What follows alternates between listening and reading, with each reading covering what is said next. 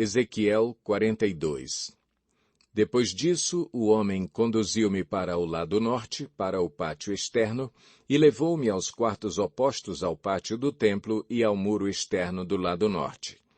O prédio, cuja porta dava para o norte, tinha 50 metros de comprimento e 25 metros de largura.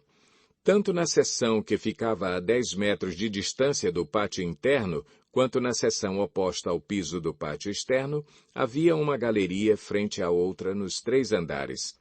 Em frente dos quartos, havia uma passagem interna com 5 metros de largura e 50 metros de comprimento. Suas portas ficavam no lado norte. Ora, os quartos superiores eram mais estreitos, pois as galerias tomavam mais espaço deles do que dos quartos do andar inferior e médio. Os quartos do terceiro andar não tinham colunas, ao passo que os pátios tinham.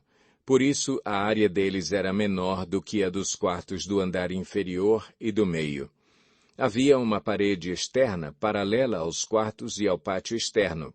Sua extensão era de 25 metros em frente dos quartos.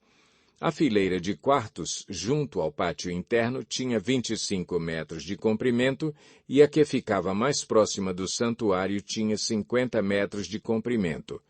Os quartos de baixo tinham entrada pelo lado leste, quando se vem do pátio externo.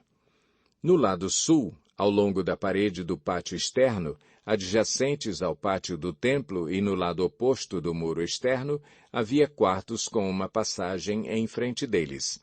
Eram como os quartos do lado norte, tinham o mesmo comprimento e a mesma largura, com saídas e dimensões semelhantes.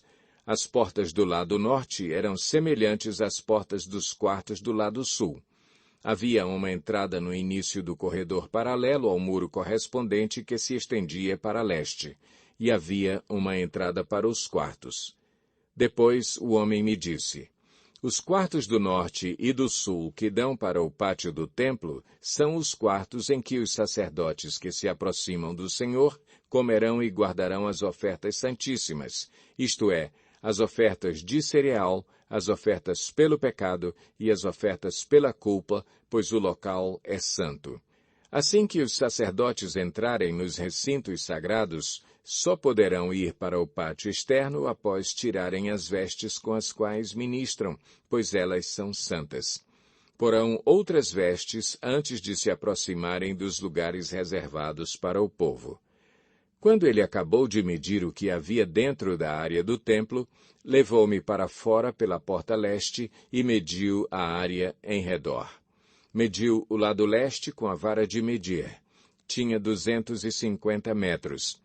Mediu o lado norte, tinha 250 metros, segundo a vara de medir.